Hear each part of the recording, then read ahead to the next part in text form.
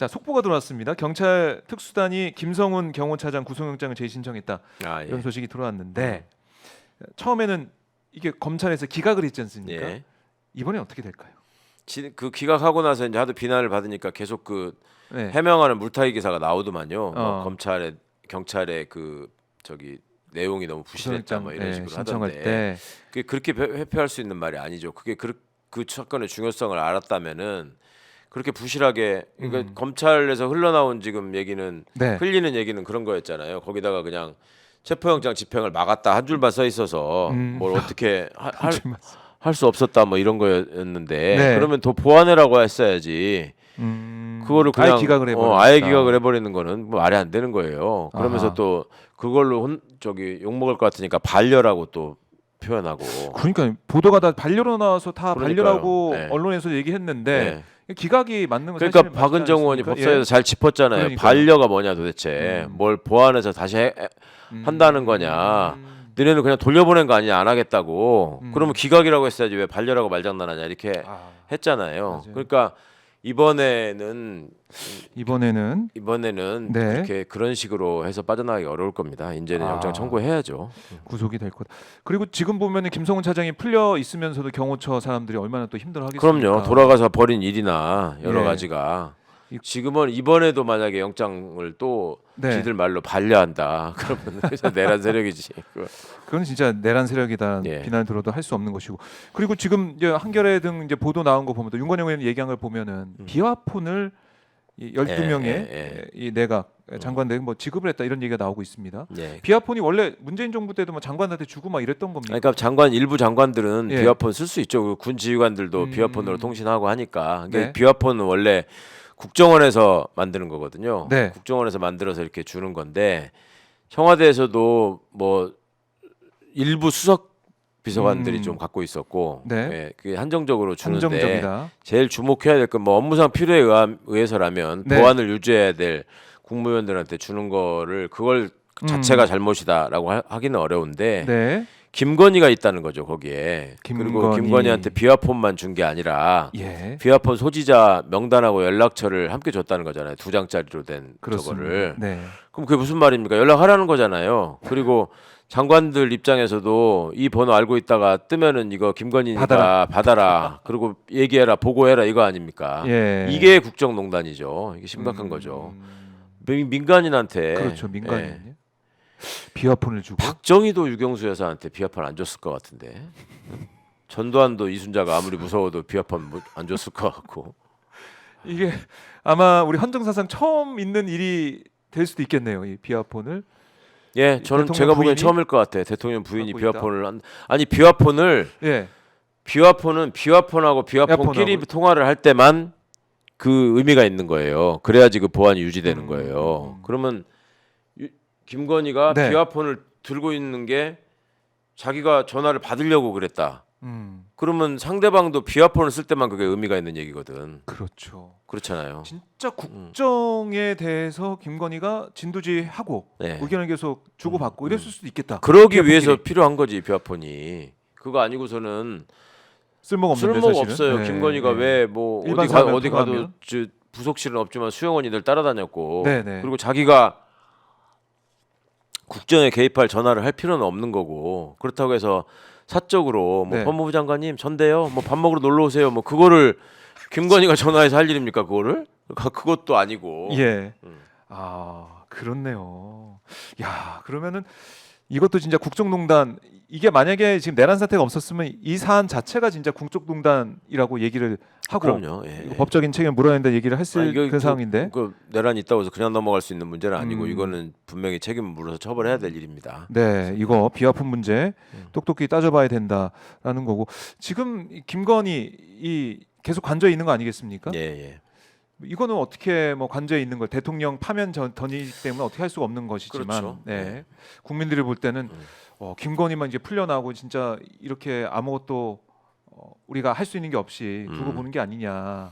걱정 마십시오. 근데 김건희는 지금 검찰이 지들 못한 거 뭐 저기 생색내기 위해서라도 제가 볼 때는 김건희가 검찰에 이제 엄청 그 드자비를 당할 거고 이제 검찰이 잔인하게 밟을 겁니다. 김건희도.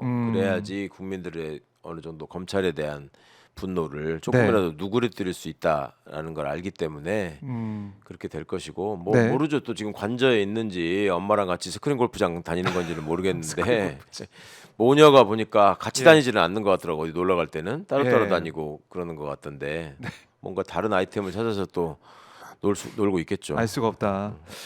보니까 김성훈 차장 그리고 이광우 본부장도 구속영장이 지금 신청이 됐습니다. 경찰이 신청을 했습니다.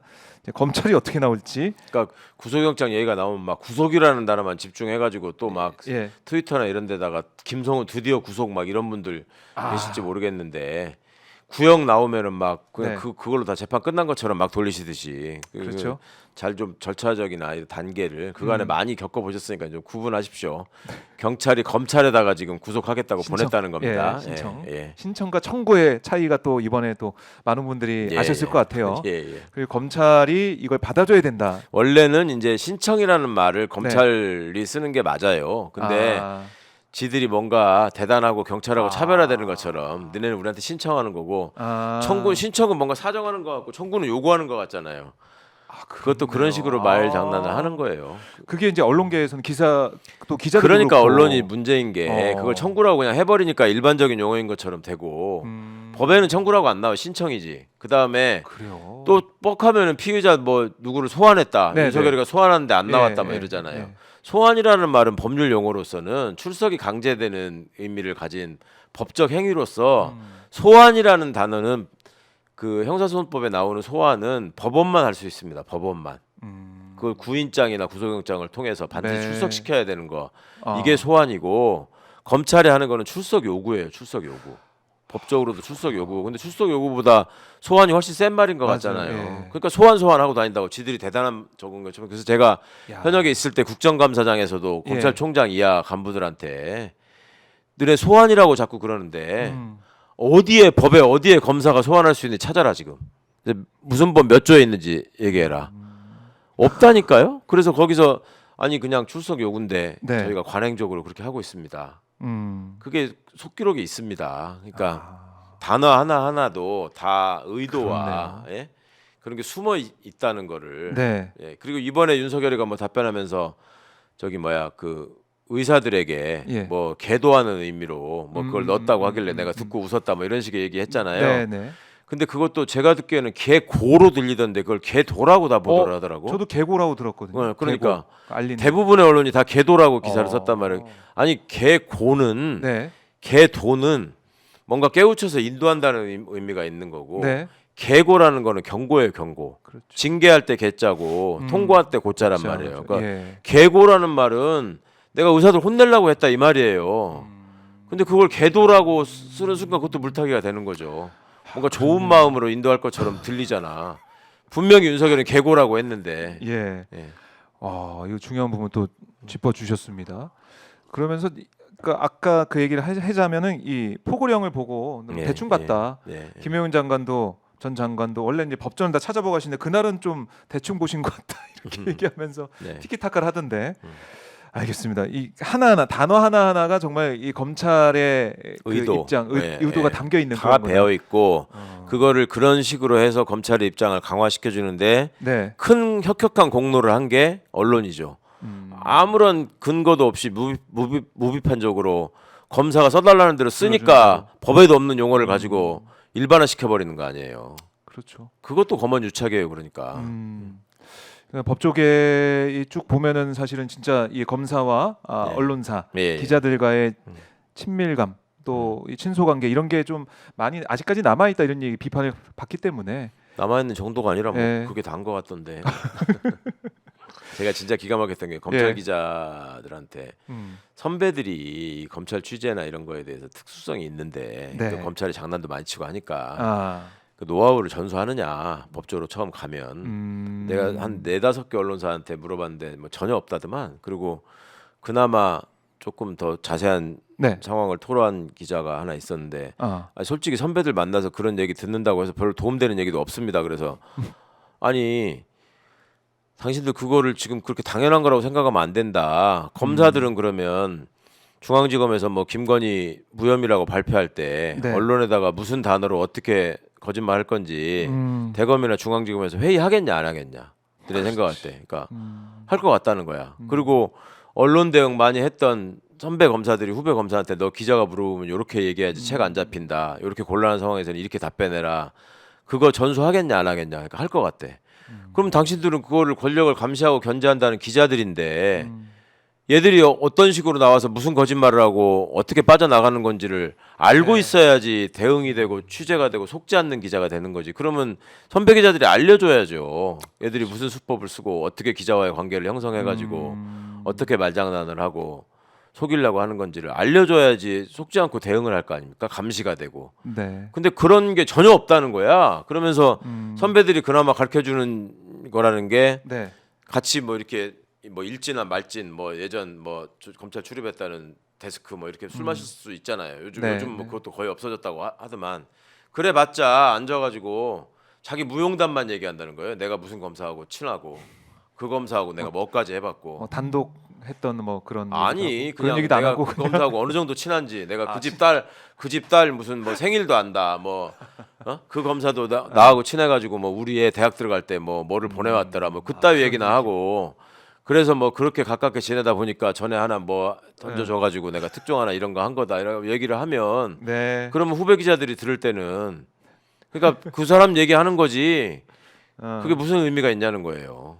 그러니 참 다시 한번 이제 언론계도 이제 반성을 뭐 계속 앞으로도 할 것 같고요. 제가 봤을 때는 하고 이 권력 기관을 이제 감시하는 이 감시견, 그러니까 와치독 역할을 언론이 더 잘해야겠다 이런 생각을 다시 한번. 그러니까 항상 다짐해야 하죠. 검찰은 뭐 저희는 계속 영원히 나쁜 짓 하겠습니까라고 다짐합니까? 근데 현실적으로 그걸 어떻게 고칠 수 있고 얼마나 고민하느냐의 문제인데 매일매일이 바쁘고.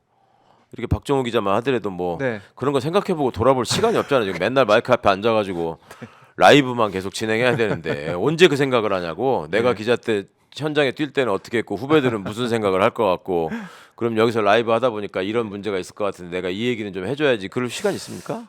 그리고 뭐 마음은 뭐 있는데 이게 좀 그리고 오마이뉴스 기자들조차도 예전에 제가 보면은 검찰의 마수에서 벗어나지 못하는 경우가 대부분이었지. 그 취재 경쟁 하다 보면은 그걸 그렇게 후달려 하더만요. 우리한테는 안 알려준다. 뭐 그러면 가서 또 친한 척하고 그러다가 또 휘둘리고.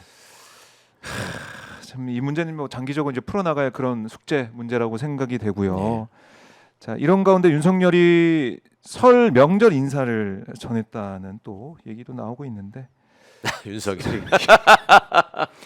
을사년 새해는 작년보다 나은 한 해가 되길 바란다면서 설날이 다가오니 국민 여러분 생각이 많이 납니다. 뭐 이렇게. 뭐 다음 재판 때 나올 때는 한복 입혀달라고 하겠는데요. 이제 명절 인사해야 되니까. 정말 기가 막혀서. 여러분 곁을 지키며 살피고 도와드려야 하는데 그러지 못해 안타깝고 죄송합니다. 모두가 따뜻하고 행복한 명절 보내시길 기원합니다. 이렇게 변호인 구술을 통해서, 왜냐하면 서신발신이 안 되니까 국민 여러분께 전하는 설날 인사다라고 윤석열 변호인 측에서 얘기를 했는데 아니 이거 이렇게 우리가 힘들게 내란성 질병을 앓을 정도로 만든 사람이 누굽니까? 이거 뭐 하는 겁니까 지금? 그러면서 행복한 명절 보내길 기원한다고요? 야, 여러분 곁을 지키며 살피고 도와드려야 되는데 이거 무섭습니다. 이거 얘기 듣는데 지금 많은 분들이 깜짝 놀랄 것 같은데 이렇게까지 인사를 하면서 계속 여러분 곁에 있겠다 이걸 얘기를 하는데요. 사실은 이게 고지고대로 안 느껴지는 게요. 관저 있을 때 그 밖에 자기 지지자들 향해서 함께 싸우겠다 이런 얘기를 하면서 계속해서 했던 게 선전선동 이거밖에 안 한 거 아닙니까? 그럼요. 지금 여러분 곁을 지킨다는 여러분이 파시스트들 얘기하는 거 아닙니까? 내가 살피고 유튜브 보면서 슈퍼챗도 좀 5천 원이라도 쏘고 해야 되는데 안타깝고 죄송합니다. 뭐 이런 거잖아요. 아니 그러니까 구치소에 있으니까 술도 뭐 못 마실 것이고. 아니 제일 중요한 게 유튜브를 못 보잖아. 유튜브 보니까 저게 달리 무슨 지적 능력이나 이런 게 없어가지고 시간 보내려면 시간 때울 때 제일 좋은 게 유튜브 아니에요. 빠져들고 알고리즘이 계속 뜨잖아요. 근데 그거 못하면 환장 시간 정말 안 가거든. 그러면 뭐 하겠어요 저자가. 계속 시간 안 가고 혼자 앉아있으면 먹을 거 생각, 술 생각 이 생각만 날 텐데. 그러니까 자꾸 나오는 거야. 일찍 헌재나 가자 그러고. 진짜 일찍 오더라고요. 출근은 진짜 제때 안 했었는데. 출근은 안 하는 게 거기는 막 2-3시간 3시간 전부터 가서 앉아 있다는 거 아니에요 지금. 그 거기서 또 먹을 거 달라고 뗐을 거고. 아유. 머릿속이 다 지금 그려지고 있고. 자, 윤석열 현재 이 탄핵 심판이 진행되고 있고 또 수사도 진행되고 있는데요. 설 연휴 동안 많은 분들이 걱정하고 또 답답해하실 수도 있지만 오늘 최강욱 의원님의 죄송합니다. 최강욱 요원님의 이 말씀을 들으시면은 그래도 좀 안심하고 좀 견딜 수 있을 것 같아요. 아주 좋은 호칭이 윤석열이 덕분에 생긴 것 같아요. 그러니까 제가 의원도 아닌데 의원이라고 불리울 때가 많고 변호사인데 변호사 일을 못하는 변호사인데 그래서 마땅한 호칭이 없었는데 요원이라고 해줘서 딱 맞네요. 그 전까지 저한테 이제 윤석열 담당 일진이라고 하시는 분들이 있었는데 요원이 뭔가 어감도 괜찮고 그렇습니다. 앞으로 이제 제 호칭으로 명함을 하나 새길까 해요. 요원 최강욱 해가지고 명함 하나 주십시오, 요원님.